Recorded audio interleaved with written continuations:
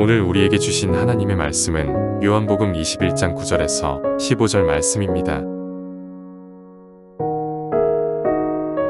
육지에 올라보니 숯불이 있는데 그 위에 생선이 놓였고 떡도 있더라.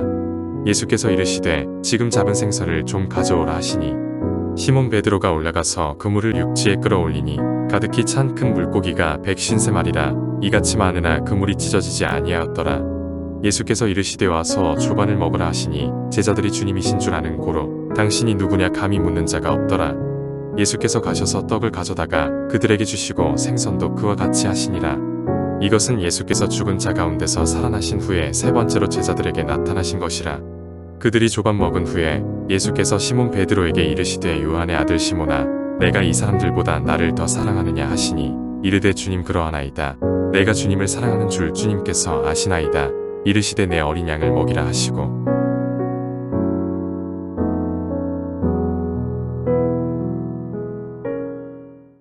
한 5년 전쯤인가요? 달팽이를 키운 적이 있습니다. 혹시 달팽이 사진을 한번 띄워주시면. 네. 달팽이 좋아하십니까? 제가 달팽이를 키우겠다 강력한 의지를 가지고 키운 게 아닙니다. 배추를 샀는데 거기에 붙어 있었습니다. 그래서 이걸 어떻게 할까 하다가 아이들이 좋아해서 키워보자. 키우기 어렵지도 않습니다. 그냥 작은 투명 플라스틱 상자에 잎사귀 몇 장 갖다 놓고 가끔 분무기로 물 주니까 알아서 잘 살더라고요. 그러나 시련이 찾아왔습니다. 하루는 플라스틱 뚜껑 닫는 걸 깜빡 잊었습니다. 상자를 보니 달팽이가 실종됐습니다. 아니 거북이보다 느리긴 해도 얘도 운동력이 있나 봐요. 필사적으로 뭔가 사라졌습니다. 아무리 찾아도 나오지가 않습니다. 찜찜해요. 자다가 막 나올 것 같고. 그러나 어느 순간부터는 하루 이틀 지나면서 기억에서 사라졌습니다. 한참 지나고 한 달이 지났을까요? 한 2달 지났을까요? 놀라운 일이 벌어졌습니다. 그냥 갑자기 바닥을 보고 있는데 언제 그랬냐는 듯이 항상 있었다는 듯이 달팽이가 바닥에 있는 겁니다. 그런데 그 달팽이는요 기어다니는 게 아니라 마치 요리를 한 것처럼 고정된 자리대로 달팽이 껍질만 보였습니다. 이게 뭘까 살펴봤는데 달팽이를 봤더니 언뜻 봤더니 죽었습니다. 탱탱하던 달팽이는 어디론가 사라지고 그 쭈글쭈글한 달팽이가 크게 말라 비틀어져가지고 실제로는 그 번데기 축소 모양 같은 게 하나 그 안에 들어있었습니다. 죽었나? 혹시나 해서 달팽이를 갖다가 분무기를 놓고 물을 좀 뿌렸습니다. 아무 반응이 없더라고요. 죽었나 보다. 근데 어떻게 저기서 갑자기 나타났을까? 그런데 또 놀라운 일이 생겼습니다. 어떤 일이 생겼냐면 잠시 또 잊었었는데 통에 넣고 잠시 있다 가보니 움직이기 시작했습니다. 기어다니고 있습니다. 그러면서 제가 아이들과 우리 아내에게 이렇게 외쳤습니다. 야! 달팽이가 부활했다. 달팽이가 부활했어 라고 제가 가족들에게 외쳤습니다. 사실 부활은 아니죠. 죽은 적이 없으니까요. 그런데 제 안에 저도 모르게 부활이라는 단어를 쓰고 나서 한 가지 생각을 하게 됐는데 나는 부활을 얼마나 의미 있게 받아들이고 있을까? 나는 그 예수님의 부활이라는 이 단어를 얼마나 제대로 믿고 있을까? 이거를 정말로 현실 가운데 힘있게 믿고 있는가? 성도님들 어떠십니까? 우리는 어린 시절부터 교회에서 자란 분들 많으실 겁니다. 혹시나 교회에서 자라서 이 부활이라는 단어 놀라움이 없이 그냥 형식적으로는 쓰고 있는 거 아닐까? 아니 작은 이 달팽이 하나도 죽었다가 살아난 것 같으면 이렇게 놀라는데 예수님의 부활이라는 이 엄청난 사건을 우리는 아무런 감격 없이 그냥 부활은 부활이지 쓰고 있는 것은 아니냐 이겁니다. 오늘은 이 교회 가운데 가장 중요한 절기, 행사, 우리 예배 1년에 2개 있는데요. 무엇이죠? 부활절과 성탄절. 이 부활절에 대해서는요 함부로 건드리면 안 됩니다. 부활을 건드리면 믿음 없는 사람으로 여겨지잖아요. 성탄절은요 좀 깜찍해요. 제가 생각하니까 아기 예수님의 탄생 분위기도 그렇고 교육부서 공연하는 것도 그렇고 그런데 부활은요 그 직전에 고난주간도 있고 분위기가 무겁지 않습니까? 그런데 이 부활에 대해서 이 엄숙한 부활에 대해서 안 믿어요 이런 식으로 접근하면 뭔가 믿음 없는 사람처럼 보이고 굉장히 연약해 보여서 이 부활절은 함부로 손대지 못했다 이런 생각이 있습니다. 성도님들 부활은 어떤 의미였을까요? 예수님과 함께 그 시간을 보냈던 제자들에게 실제로 이 부활의 현장은 어떤 식으로 다가왔을까요? 분명한 것은요, 예수님은 숨어 계시지 않습니다. 부활하신 그 주님께서는요, 다양한 방식으로 제자들에게 찾아오기 시작합니다. 누가복음 24장 25절부터 27절 말씀을 제가 읽어보겠습니다. 이르시되 미련하고 선지자들이 말한 모든 것을 마음에 더디 믿는 자들이여, 그리스도가 이런 고난을 받고 자기의 영광에 들어가야 할 것이 아니냐 하시고, 이에 모세와 모든 선지자의 글로 시작하여 모든 성경에 쓴 바 자기에 관한 것을 자세히 설명하시니라. 아멘. 부활하신 예수님께서 뭘 하시냐면요, 제자들에게 찾아오십니다. 그리고 성경을 풀어서 이제 내가 부활이 어떻게 이 구약 성경부터 지금까지 하나님께서 어떻게 약속하신 것인지 풀어서 설명하기 시작합니다. 그러니까 이 부활은요, 그냥 무턱대고 믿어라가 아니고요, 예수님께서 자세히 세밀하게 성경을 풀어서 제자들에게 알려주시는 겁니다. 오늘 교육부서 자녀들이 예수님의 부활에 대해서 우리 성도님들께 묻거든 그런 거 묻지도 말고 따지지도 믿는 거야, 이렇게 말씀하지 말고 우리 부모님들이 먼저 준비가 되셔야 하는 거죠. 야, 그런 거 자꾸 묻지 말고 목사님한테 찾아가, 여러분 아이들 안 옵니다. 네. 부모님들께서 준비할 수 있는 이 성경의 가르침이 있어야 한다는 것입니다. 그리고 또 하나, 우리 부활하신 예수님께서는요, 가르쳐 주실 뿐만 아니라 제자들에게 어떻게 살아야 될지 지상 명령, 가장 중요한 말씀도 남겨주십니다. 마태복음 28장 18절부터 20절, 18절과 19절은 제가 읽고요, 20절은 우리 성도님들께서 읽어주시겠습니다. 예수께서 나와 말씀하여 이르시되 하늘과 땅의 모든 권세를 내게 주셨으니 그러므로 너희는 가서 모든 민족을 제자로 삼아 아버지와 아들과 성령의 이름으로 세례를 베풀고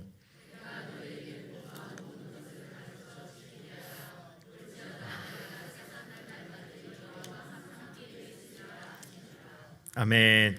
부활하신 예수님께서 친히 제자들에게 어떻게 살아야 할지 사명도 알려주십니다. 뭐 어떻게 살라는 거예요? 예수님 증거하고 전파하며 살라는 겁니다. 부활하신 예수님께서는요, 너무너무 귀한 사역들 하시는 거예요. 말씀을 가르치시고 사명을 주시고, 그리고 그럼에도 믿음이 부족한 자들에게 더 교육시켜 주십니다. 어떻게 하시는가? 우리 예수님의 부활하실 잘 믿지 못했던 도마에게 우리 주님은 친히 찾아가셔서 실물 교육을 실천하십니다. 자신을 만지게 시키시죠. 요한복음 20장 27절부터 29절 제가 읽어보겠습니다. 도마에게 이르시되 내 손가락을 이리 내밀어 내 손을 보고 내 손을 내밀어 내 옆구리에 넣어보라. 그리하여 믿음 없는 자가 되지 말고 믿는 자가 되라. 도마가 대답하여 이르되 나의 주님이시여 나의 하나님이시니이다. 예수께서 이르시되 너는 나를 본고로 믿느냐? 보지 못하고 믿는 자들은 복되도라 하시니라. 아멘. 오늘들 예수님 이 정도면 잘 하셨죠? 친히 오셔서 말씀도 가르쳐 주시고 사명도 주시고 여전히 믿음 없는 자들에게는 자신을 만지게까지 시켜주셨습니다. 그런데 이제부터 제가 질문을 하고 싶은 게 있어요. 이렇게 놀랍게 일하셨던 주님의 역사 앞에 제자들이 어떻게 반응했을까요? 성도님들 혹시 아십니까? 이 정도 말씀 들었으면요, 부활하신 이 주님이 이렇게 친히 가르쳐 주셨을 때 제자들이 어떻게 됐냐 이것입니다. 요한복음 21장 1절을 보시면 그 후에 이렇게 말씀이 시작하는데, 요한복음 21장의 1절 그 후는요, 지금 앞서서 제가 설명한 모든 것을 예수님이 가르치신 그 다음을 말합니다. 친히 찾아가셔서 말씀도 알려주시고 사명도 주시고 나를 만져보라고 시키시고 모든 것들을 하셨습니다. 그리고 나서 제자들이 과연 어떻게 했을까요? 우리 같으면요, 이렇게 이 정도로 예수님이 가르치셨으면 사형리라도 들고 나가서 전도해야 될 것 같은데, 뭔가 액션을 취해야 될 것 같은데 제자들이 과연 어떻게 했을까요? 우리 요한복음 21장 1절부터 3절 제가 읽어보겠습니다. 그 후에 예수께서 디베랴 호수에서 또 제자들에게 자기를 나타내셨으니 나타내신 일은 이러하니라. 시몬 베드로와 디두모라 하는 도마와 갈릴리 가나 사람 나다니엘과 세베대 아들들과 또 다른 제자 둘이 함께 있더니 시몬 베드로가 나는 물고기 잡으러 가노라 하니 그들이 우리도 함께 가겠다 하고 나가서 배에 올랐으나 그날 밤에 아무것도 잡지 못하였더니. 성도님들, 이 굉장히 특별한 장면입니다. 아니, 예수님께서 친히 오셔서 가르치시고 만져주시고 나를 만져라 사명까지 주셨는데, 아니 지금 예수님 사역하러 나가야 될 것 같은데 이 제자들, 특히 수제자라고 불리는 이 베드로를 비롯해서 한술 더 떠서 그들은 뭘 선언하냐면 세상으로 복귀 선언을 합니다. 일상 복귀를 선포합니다. 나는 뭐 잡으러 가겠다? 물고기 잡으러 가겠다. 아니 지금 사람 잡으라고 예수님께서 말씀하셨는데 베드로는 뭘 잡겠다고요? 물고기 잡겠다는 겁니다. 아니 다시 예수님 만나기 이전으로 돌아가겠다는 겁니다. 그리고 베드로가 나서자 다른 제자들도 함께 귀향길에 떠납니다. 굉장히 당황스러운 장면입니다. 아니 부활하신 예수님 만나고 지금 인생의 사명까지 들었는데 왜 베드로는 순종하지 않고 자신의 길을 떠났을까요? 성도님들, 왜 그럴까요? 지금 예수님의 부활은 제자들에게 당황스러운 면이 있습니다.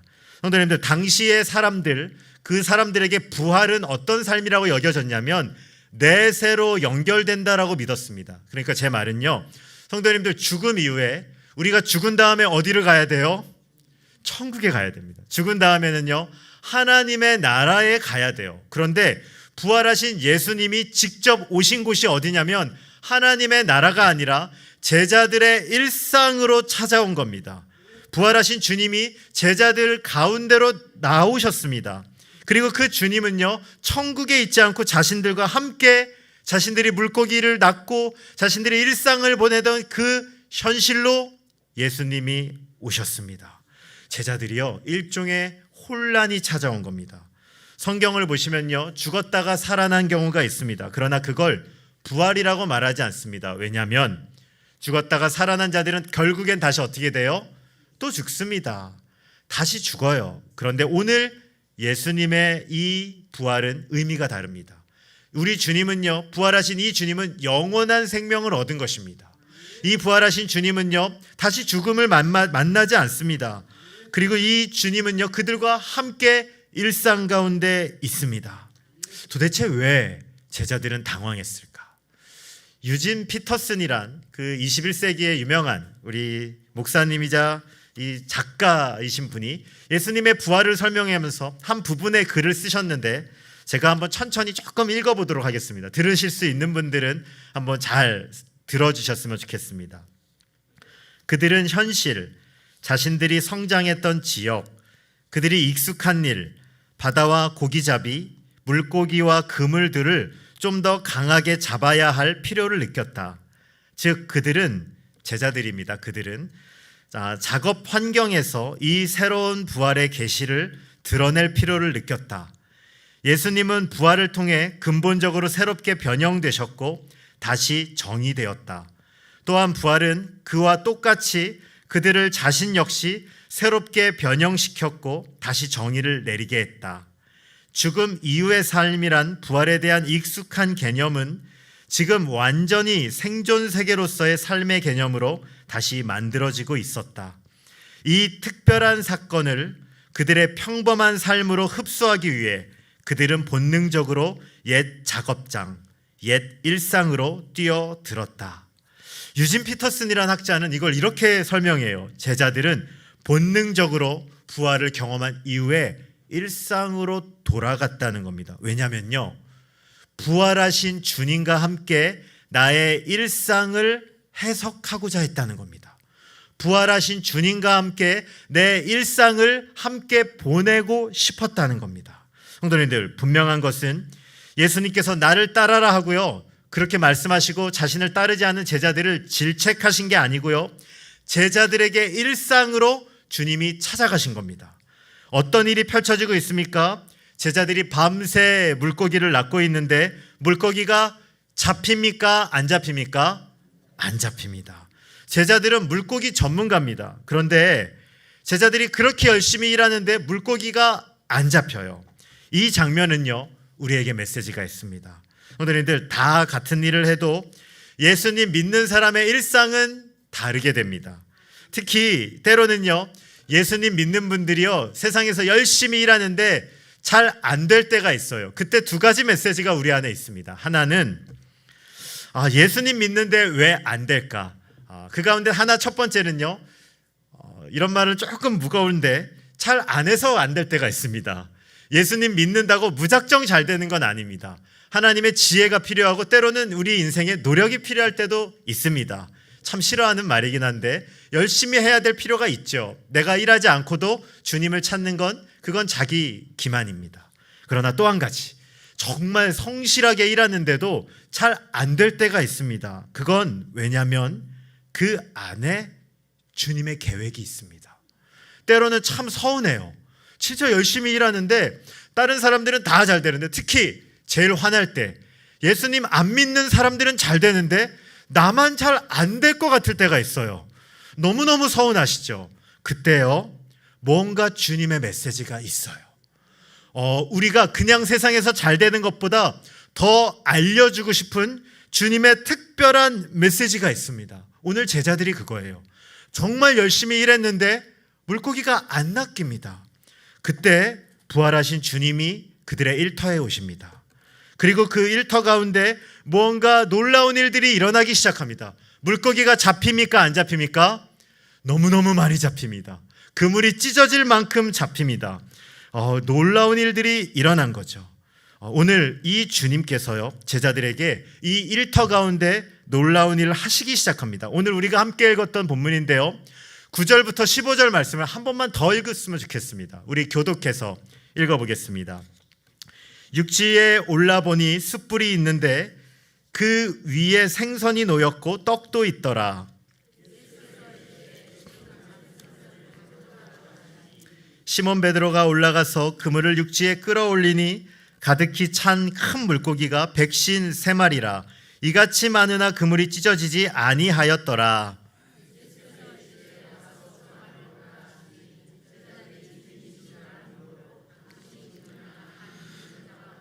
예수께서 가셔서 떡을 가져다가 그들에게 주시고 생선도 그와 같이 하시니라.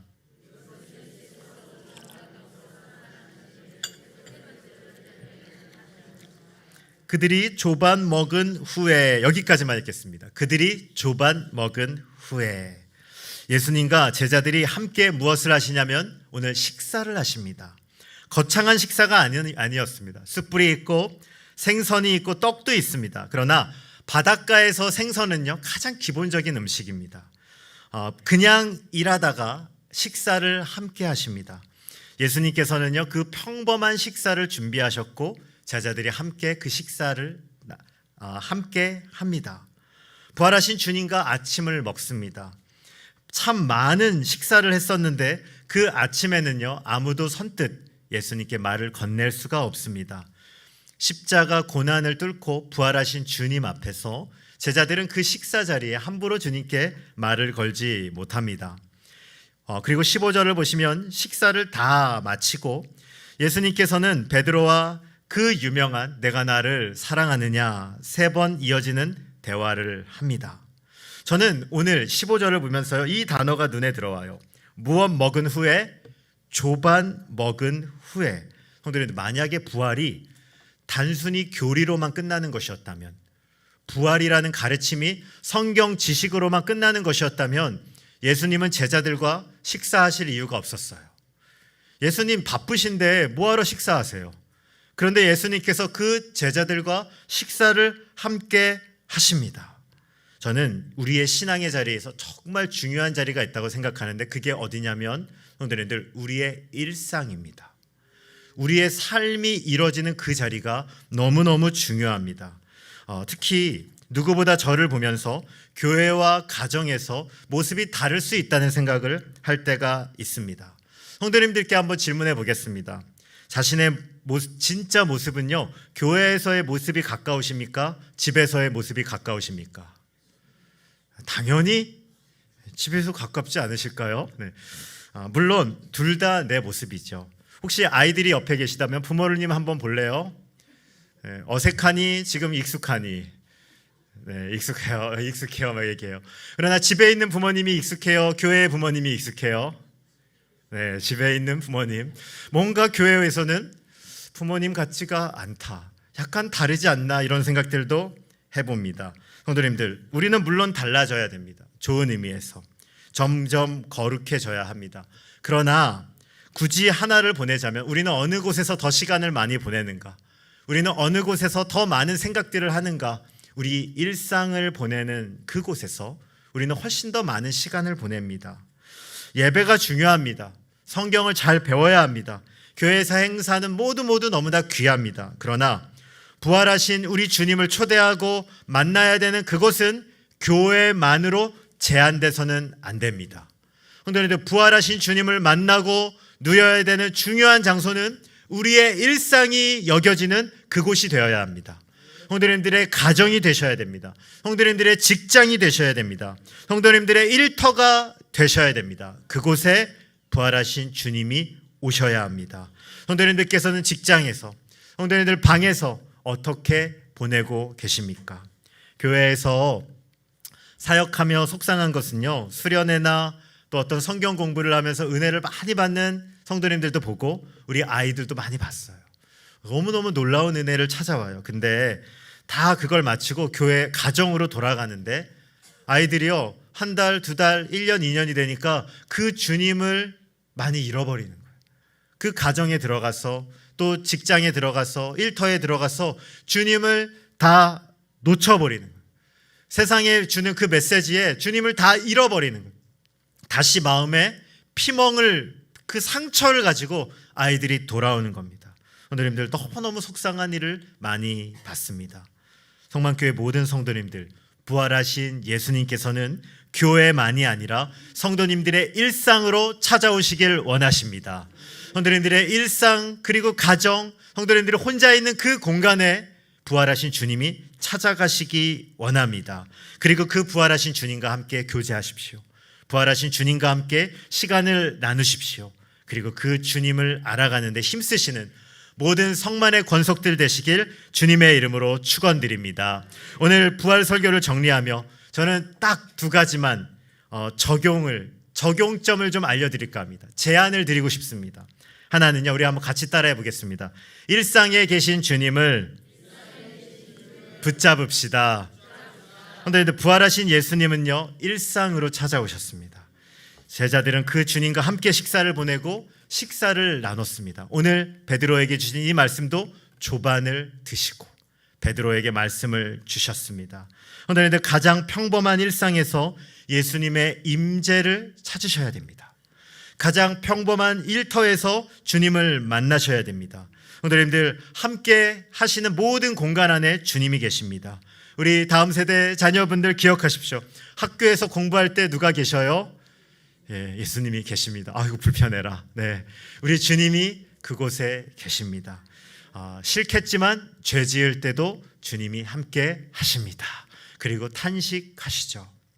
농사를 지으실 때, 공장에 계실 때, 운전하실 때, 그 모든 자리에 주님이 계십니다. 우리는 좀 더 의식적으로 주님을 초대하셔야 됩니다.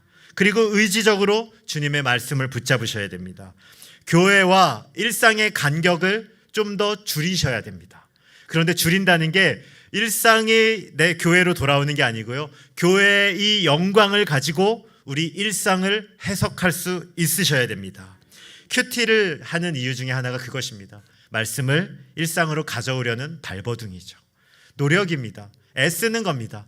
주님께서 긍휼히 여겨주셔서 그 가운데 은혜를 주시는 거죠. 오늘 주님과 함께 일상으로 초대할 수 있는 모든 성도님들 되시길 주님의 이름으로 축원드립니다. 그리고 마지막 두 번째 적용점입니다. 따라해 볼까요? 구역끼리 식사를 합시다. 네, 아주 실제적인 적용을 오늘 알려드립니다.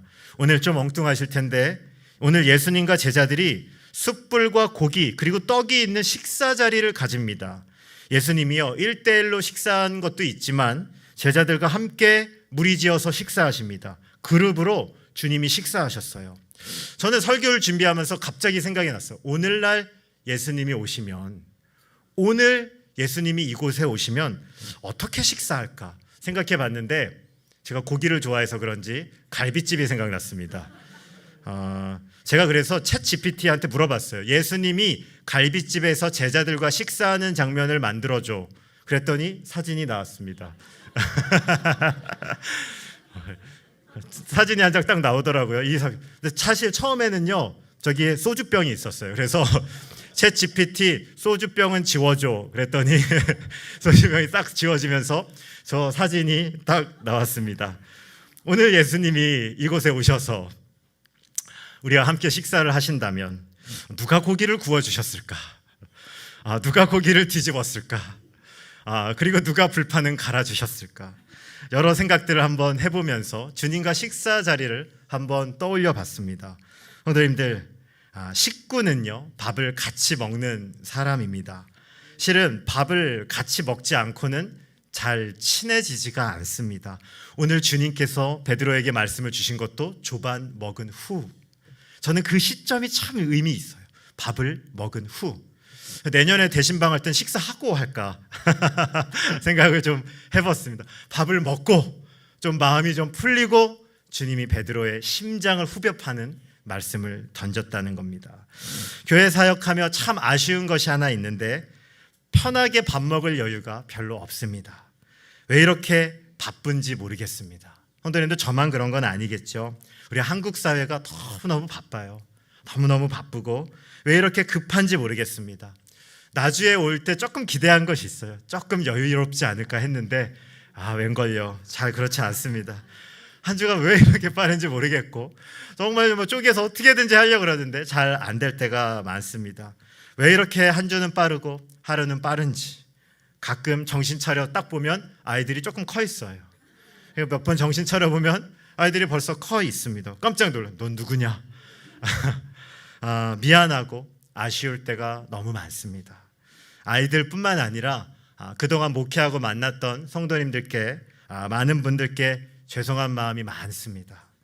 좀 더 느리게 가면 좋겠는데, 좀 더 깊게 인생을 나누면 가면 좋겠는데 너무 급하게 뭔가를 해야 합니다. 마치 병원에 가서 의사 선생님 만나면요, 뭔가 내 이야기 더 하고 싶은데 제 증상이 이렇게 하는데 됐어요 가세요 이렇게 하는 것처럼 그렇게 사람들을 만나고 뭔가 후딱후딱 끝내야 될 것처럼 살아가지 않나, 이런 생각들을 해봅니다. 그래서 사역하면서 많이 죄송할 때가 참 많습니다. 구역에서는 안 그러셨으면 좋겠습니다. 한 달에 한 번만 그날 식사하실 때는요, 뒤에 아무것도 잡지 마시고 한 7시쯤 만나면서 밤 11시까지 아무 일도 만나지 마요. 그냥 다 비워놓고 한번 식사하십시오. 특별히 제가 오늘 더 도전드립니다. 불판이 있는 곳에서 식사하시기 바랍니다. 예수님이 불판 있는 곳에서 식사하셨지 않습니까? 불이 있는 곳에서, 불판이 안 되면 버너라도 갖다 놓으시고 트시고 같이 식사하십시오. 그런데 그곳에 주님이 임하십니다. 우리가 2명, 3명이 예수님의 이름으로 모인 그곳에 주님께서 함께 하시고 우리 가운데 서로 위로도 주시고 격려도 주시고 함께 세울 수 있는 힘과 능력이 그 자리에 일어날 것입니다. 말씀을 정리합니다. 부활은 교리이기 이전에 일상으로 찾아오신 예수님으로부터 시작되었습니다. 나의 일상을 우리 부활하신 주님과 함께 누리시기를 소망합니다. 주님이 일상에 오신다는 것은 조금 피곤한 일일 수도 있습니다. 교회에서만 주님 아는 것처럼 살고 일상에서는 주님 없는 것처럼 사는 게 더 편할 수도 있거든요.